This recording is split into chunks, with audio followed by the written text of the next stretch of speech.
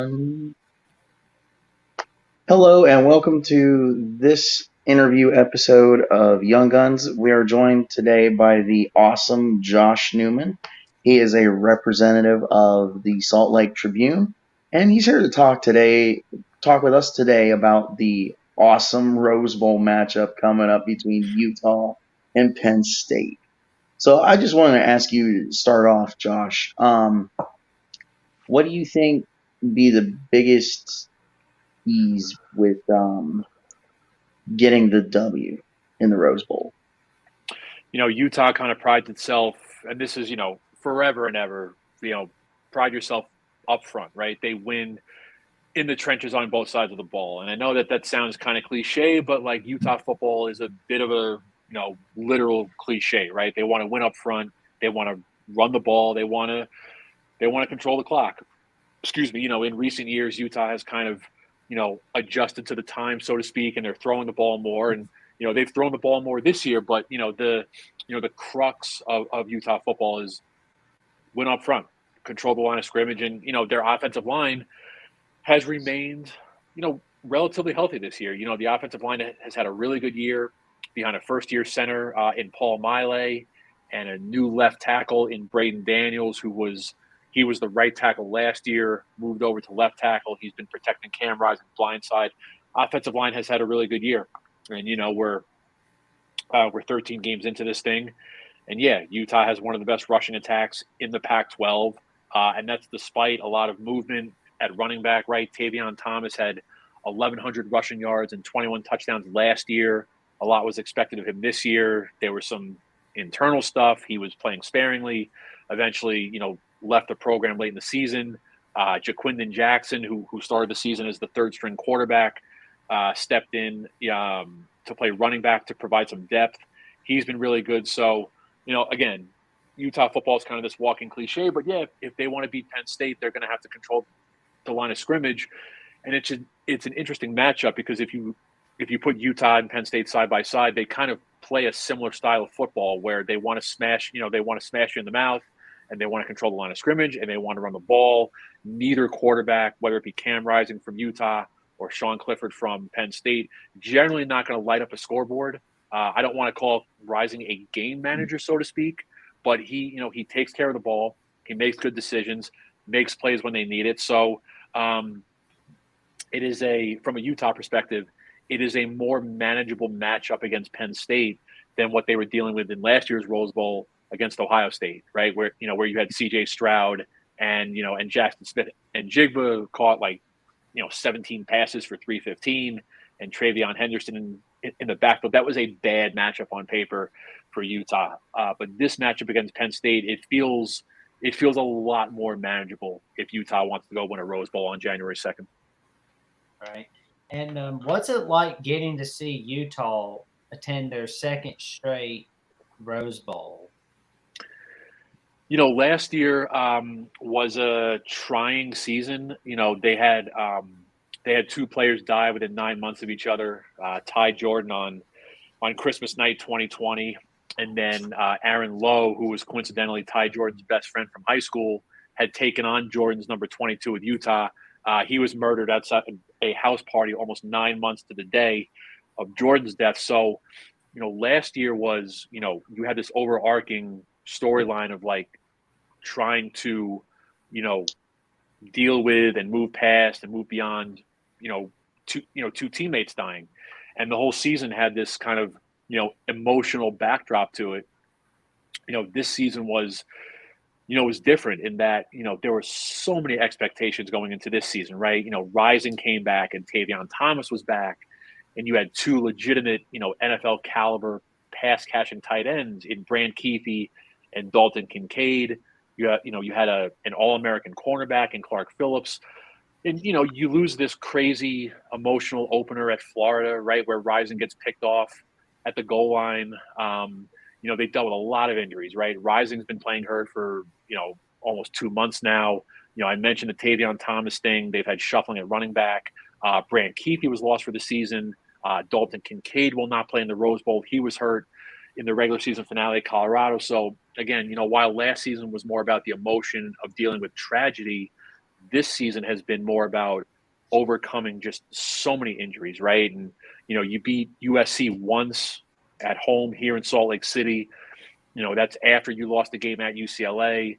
And, you lost at Oregon in late November, and you kind of thought that they wouldn't get to the Pac-12 championship game. And then they needed all these things to break, right? The last day of the regular season, right? They needed Oregon State to beat Oregon, and they needed Washington to beat Washington State. So you had all the injuries, and you had to have all these things break, right? You smashed USC again in a Pac-12 championship game, and and here we are. Going back to a Rose Bowl. It's been interesting to watch. It's been interesting to watch this season unfold, and then you can't help but compare last season to this season, and they are just two completely different animals. What are the? I think it's very interesting with the Utah loss to Florida, how at the beginning of the season, to me, it really hurt like the Pac-12 in general when that game happened, because Utah was, perceived to be a potential playoff team, and you lose that game. It kind of, hurt the Pac-12, and then Oregon getting walloped against Georgia. That didn't help either.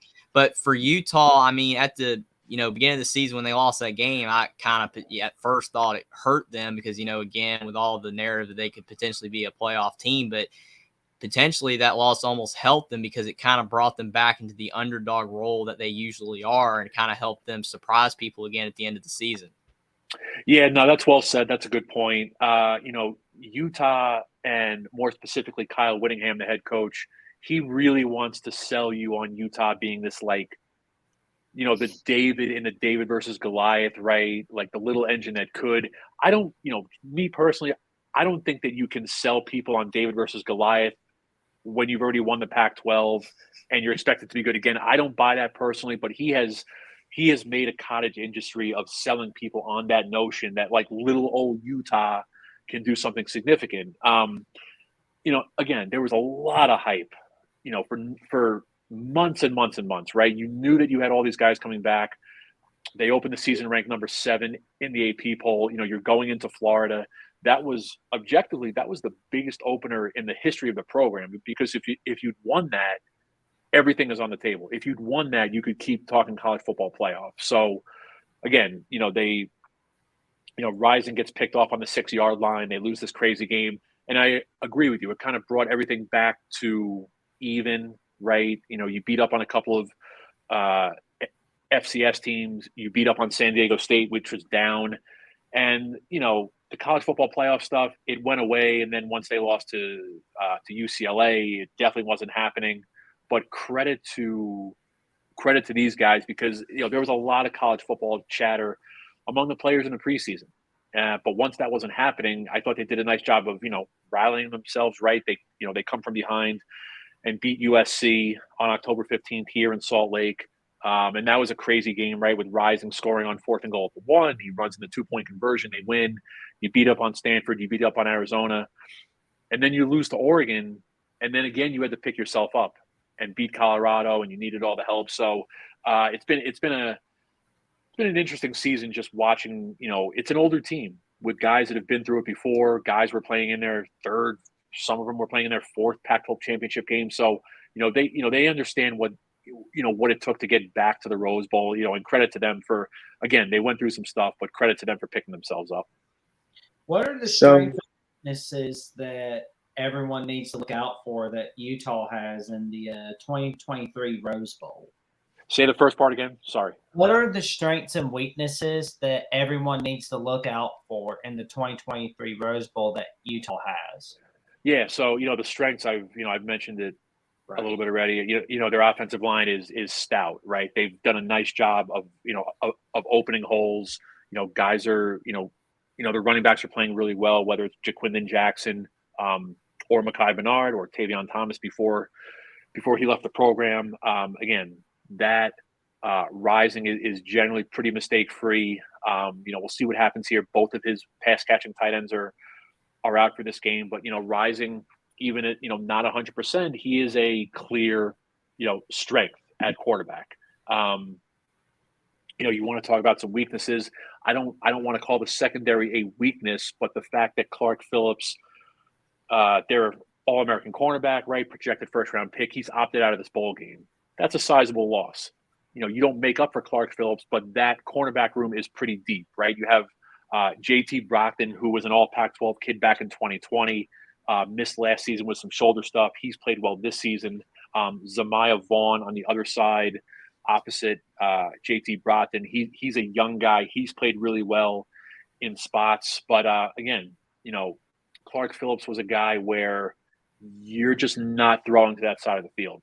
Like, that's the kind of guy that Clark Phillips has been for Utah. You just half the field is gone because you're not throwing at Clark Phillips. You want to harp on some weaknesses. Honestly, special teams has been a mess. Jaden Redding, we found out today, has left the program. He was their place kicker, another all Pac-12 kid from 2020. But since 2020, Redding had really struggled with some consistency issues. He lost the job, won the job numerous times across the last 2 seasons. He left the program. So place kicking, even kickoffs, right? They've had a hard time, kicking the ball into the end zone for touchbacks. Yeah, that's been a pretty significant weakness for Utah. One that has not really reared its head. It hasn't been a major problem, but it's always out there as this is potentially something dire if your special teams is really off on a given day. So I know that this season it's not as special, but to me, it almost kind of has the same feeling as in the Rose Bowl last year against Ohio State did too. But it has the same feeling as the 08-09 Sugar Bowl versus Alabama season, where they went in undefeated. They were the underdogs. It's Bama. Right. So, at that time, it was like you play Bama, nobody has a chance. And then they're like, okay, wow, we're going to smack them in the face. And I feel like, to Jackson's point, like he said earlier, this to me seems like the Rose Bowl that they could win and they should win. I kind of feel like it leans more towards 2017 Penn State USC, high scoring, close, like last year's too. But my biggest thing is with the game itself, is Cam going to be at 100%? Because I feel like, again, Cam is going to be the key. Because, for example, if you look back at last year's Rose Bowl, one of the key moments was Cam's, 60, 70 some odd yard run for a touchdown. Yeah. Yeah. He was awesome in that Rose Bowl last year. Look, CJ Stroud threw for 500 some odd yards. I understand that. But Rising for 2.5 quarters, Rising was dealing in that Rose Bowl. I don't have it in front of me. He was something like 18 of 24 for 250. Got knocked out in that game with, I think, 10 minutes left for the first time all game. The offensive line broke down. He got crushed and he got concussed, and he left that Rose Bowl early. But excuse me. Before that, he was terrific. Now you look at Rising now. He's not healthy, and he hasn't been healthy in, again, 6 weeks, 8 weeks. He's just not, and that hasn't. It's mattered, but it hasn't been. How do I put this? The injury is not the reason why they've lost games. Okay, the first USC game was very physical game. He injured his knee, and he sat out. They beat USC. They have a bye. They go to Washington State on a Thursday night. He goes through warm-ups with a knee brace on, and he wound up sitting. And he's a gamer, right? Tough kid. And the fact that he opted to sit, that meant he's really hurt. You could tell that the play calling has changed, right? They are comfortable, generally speaking, with, Rising carrying the ball, whether it be on a design or on a scramble, 8, 10, 12 times a game. They're calling half a dozen design runs for Rising before the injury. They're not doing any of that anymore. They are trying to keep him in the pocket. They're trying to keep him upright. They are not calling design keepers. The Oregon game, he was bad.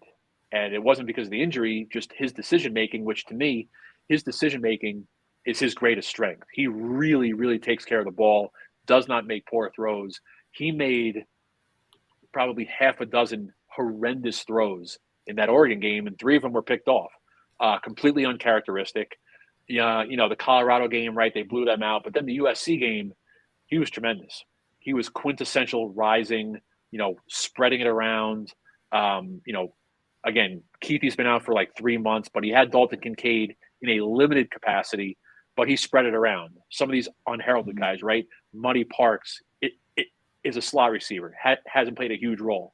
Rising got him involved. Thomas Yasmin, who was their third tight end, got him involved. He scored a touchdown. So, yeah, every game Utah plays, especially now with the running back situation in flux for the last 10 games, you need Rising to be at his best. Against USC the second time around, Rising was at his very best. So if they get that level of Rising, they're going to beat Penn State. I think that going about with that Florida game, same narrative of how Utah kind of got, undervalued and, when they lost that game from the playoff discussion to, not being in that discussion. Maybe they're not as good, but they're still a fantastic team. I think the same thing goes for Cam Rising because he got a lot of respect in that Ohio State game nationally for how he played. Yeah. But when he threw that pick against Florida, I feel a lot of people already just completely forgot about him.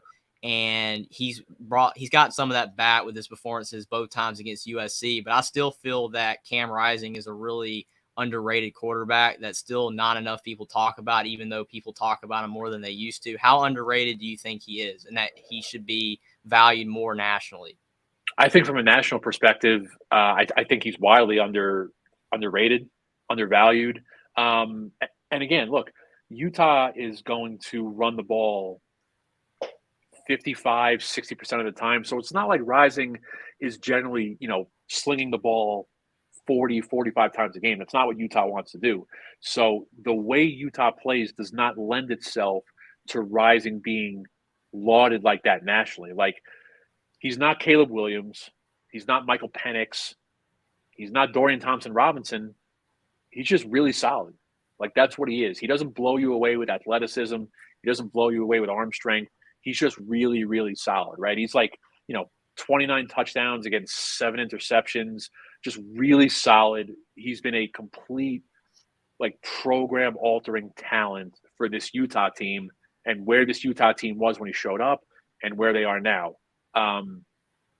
We can nitpick what the last 2 seasons for Utah have been from any vantage point, but I think it's fair to say that Utah doesn't go to 2 Rose Bowls without Rising. That's just a fact. I understand Tavion Thomas and the defense has been elite at times. Like, they're not going to 2 Rose Bowls without Rising. And, it's a shame. Like, look, football, right, the cliche, it's a game of inches, right? Like, I remember sitting up in the press box at the Swamp watching this final Utah drive unfold, and they get to the 6-yard line, and I'm like, this is happening. Like, they're going to punch this in, and they're going to win this game. And, the fact that he threw that pick, and it wasn't just that he threw the pick. Like, he, tried to jam it in there to Kincaid. Like, Kincaid was, stumbling down, and just it was a bad throw and a bad decision. It was just way out of character for Rising to throw that ball. But, if Utah doesn't go to the Rose Bowl, that play might define this season, right? Game of inches. You were this close to being like a college football playoff contender. So, he's had a lot of moments for this program. So it's good that moment doesn't define him and doesn't define this season, because he's done a lot more good than bad for this program. Right. So my biggest coming into this game, my biggest thing is, and you kind of touched on this earlier, the defense itself. I mean, we literally watched the incredible and tough Utah defense go after and constantly punch a elusive quarterback and basically not, actually, but basically, quote unquote, crippled the man. I mean, it got to the point that when the pocket collapsed, he just, oh my God, and went down. And Right. it's like, I mean, it's a stellar performance. My thing is, if the Utah defense can do that to someone like Caleb Williams, what do you think they could do to someone like Clifford, who is not like, it's like, um, Williams and Clifford. They're like two polar opposites, so to speak. Right. Now, look, in fairness, that second USC game, USC was missing at least one starting offensive lineman. They might have been missing two starting offensive linemen. So that was obviously a factor, right? Utah was healthy up front on defense. They dominated.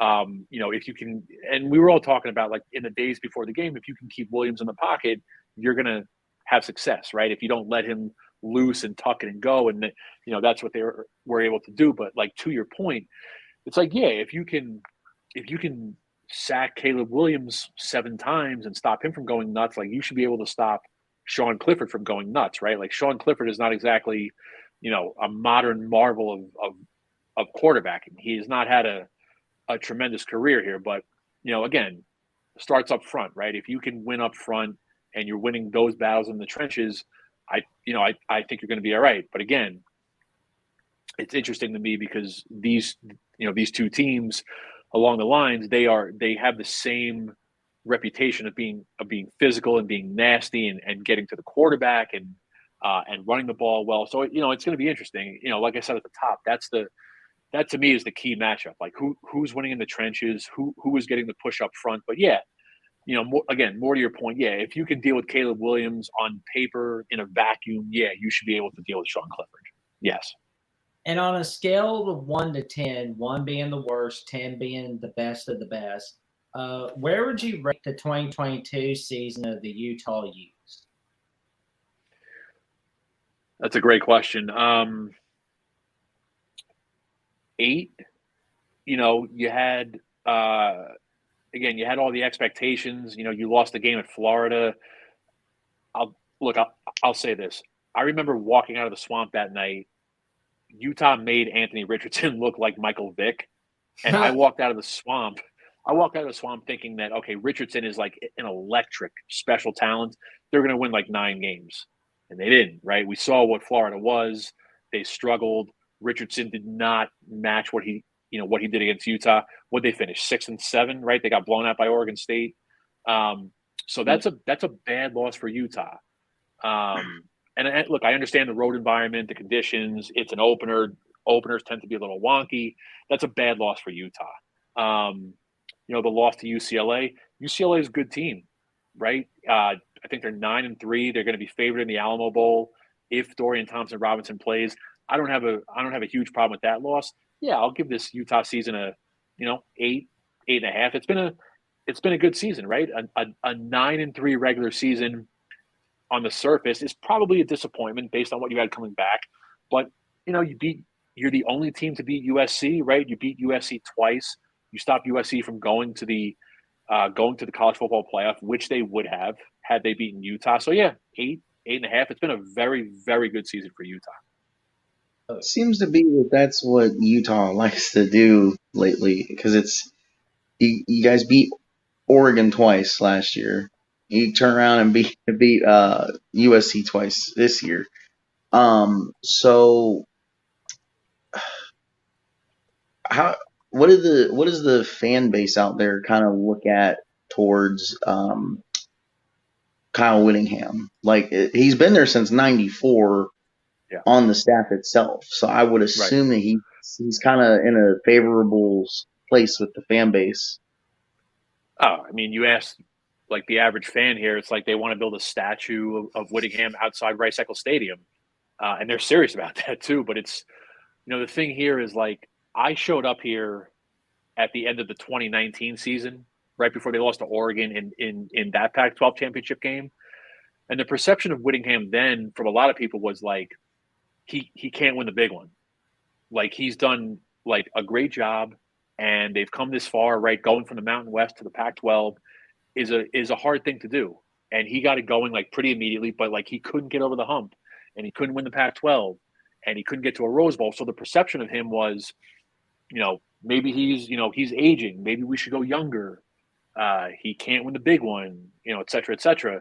And it's funny how things shift radically, right? You went from you couldn't win the big one to, okay, 2020 COVID, nobody counts that, right? It was a 5-game season. you took the 21 team again with tragedy, with the 2 players dying, and you got over the hump, right? And you beat Oregon twice in 13 days, and you smashed them twice, and all of a sudden now Kyle Whittingham, let's build a statue. It's just funny how those things work. But in the middle of all that, like people forget, like the 08 team finished 13-0, won the Sugar Bowl, finished number 2 in the AP poll. It's just funny how that works. But like as we're sitting here now today, having won the Pac-12 twice, they're going to a second Rose Bowl. There is nothing but like adulation and love, for Kyle Whittingham from all ends of the Utah fan base. Like every fan base has its like section of crazies, right? That don't agree with anybody on anything. The one thing that can unite Utah fans is the fact that they love Kyle Whittingham, and they are not looking forward to the day to when Kyle retires, because that day is coming. That's like replacing Alex Trebek or, replacing Pat Sajak at Savannah White, so to speak. Yeah. No, that's not unfair. No, again, he's a beloved figure. Graduated from BYU, coincidentally, but he has spent the majority of his adult life, as you said, Mike, like on the staff in Utah, right? He's been here since '94. He was the defensive coordinator under Urban Meyer for those 2 years when Urban was here. He's been the head coach in a full-time capacity since '05. He is synonymous with Utah football. Like Utah football is synonymous with him, and he's synonymous with Utah football. He's this, frankly, he is a legendary figure at the University of Utah. And like when people say they want to build a statue, like people are like very serious about that. So people are not looking forward to him leaving. Yeah, and to your point about before he could win the big game, quote unquote, the fact that what he built with Utah, taking them from the Mountain West to the Pac-12, he's consistently done so much more with less. So even if he hadn't had the last 2 seasons of, beating Oregon twice and beating USC twice, in my mind, he's still just as much of a fantastic coach as he is today because of what he's done. So much more with less. I know that, again, nationally, you have to win big games to be an elite coach, but to me, he was already an elite coach before that. Yeah, no, that's fair. From a recruiting standpoint, like as you alluded to, like their recruiting is based on generally, 3-star guys or less, finding the diamonds in the rough, so to speak, and, coaching them up and turning them into players. Look, Devin Lloyd was committed to, I think, Fresno State, and Utah got a hand on his film and they saw it and they flipped him. And he wasn't a stud immediately, but they coached him up, and it's like, oh, he's a consensus All-American linebacker, and he's like one of the top rookie linebackers in the NFL now, playing for the Jaguars. It's like that is like the quintessential recruiting job that they do, is finding guys like that and turning them into what Devin has turned into. Now, what you're seeing now is with this new success, the bulk of their recruiting again is still the 3-star guys, but they are now getting into more homes of 4-stars. And, they've had this recent run of like in-state guys, right? In-state 4-star guys. We're sitting here on Tuesday night. National Signing Day is tomorrow, Wednesday. They're getting ready to sign. I think it's 5 4-star guys in the class. It's going to wind up being a top 20, top 25 type of class, according to 24/7 Sports. It's like the highest rated recruited class ever. Like that's what happens when you go to the Rose Bowl twice. So, all right. Well, thank you very much for being on here. Before we go, why don't you tell the people where we can find you? Yeah, I appreciate that. My Twitter handle is at Joshua_Newman. All kinds of links about Utah football and leading up to the Rose Bowl. We'll have coverage starting on December 28th. So again, Twitter handle, if you'd like to read my stuff, at Joshua_Newman. All right. Well, thank you very much for coming on, and we deeply appreciate it. Appreciate you guys. Thanks, man.